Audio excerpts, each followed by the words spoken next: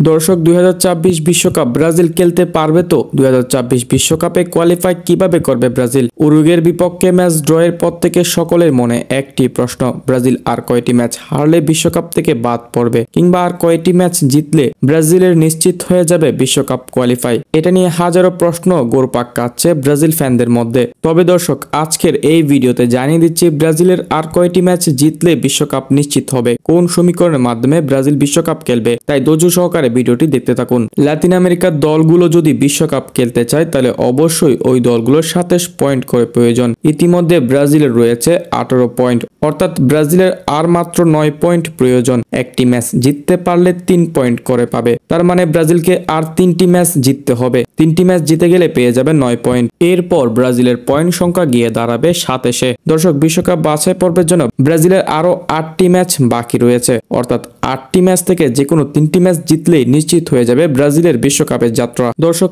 এছাড়াও আরো একটি পদ্ধতি রয়েছে ব্রাজিলের বিশ্বকাপ খেলার। ব্রাজিল যদি বিশ্বকাপ খেলতে চায় তাহলে লাতিন আমেরিকার পয়েন্ট টেবিলে অবশ্যই 6-এর মধ্যে থাকতে হবে, যেখানে ব্রাজিলের বর্তমান অবস্থান 5-এ। দর্শক, 1, 2, 3, 4, 5, 6 পর্যন্ত র্যাঙ্কিং এ থাকা দলগুলো অটোমেটিক বিশ্বকাপে কোয়ালিফাই করতে পারবে। তার মানে ব্রাজিলকে না হয় 27 পয়েন্ট নিতে হবে, এটা না পারলে অবশ্যই টপ 6 এর মধ্যে থাকতে হবে, যেটি অনেকাংশে সহজ ব্রাজিলের জন্য। তেমন কোনো কঠিন বিষয় হয়ে উঠবে না এখানে। তাই এখনো যারা ভাবছেন ব্রাজিল 2026 বিশ্বকাপ কোয়ালিফাই করতে পারবে না, তাদের এই বিষয়গুলো মাথা থেকে ফেলে দেওয়া উচিত। কারণ ব্রাজিলের আরো 8টি ম্যাচ রয়েছে, যে কোনো 3টি ম্যাচ জিততে পারলেই হলো। তা না হলে পয়েন্ট টেবিলে 6-এর মধ্যে থাকতে হবে, যেখানে ব্রাজিল বর্তমানে রয়েছে 5 নম্বরে। দর্শক, তবুও ব্রাজিলের কোচ ডরিভাল জুনিয়রকে কঠোর প্রস্তুতি নিতে হবে। শুধু বিশ্বকাপে কোয়ালিফাই করলে হবে না, বিশ্বকাপের মঞ্চে অনেক কঠিন দলের মুখোমুখি হতে হবে ব্রাজিলকে। তাই সবসময় কোয়ালিফাইকে গুরুত্ব না দিয়ে দলকে আরো শক্তিশালী করতে হবে। ভুল সিদ্ধান্তগুলো থেকে দূরে থাকতে হবে। কিছুদিন যাবৎ ডরিভাল জুনিয়রের ভুলের কারণে ব্রাজিলকে বারবার পস্তাতে হচ্ছে।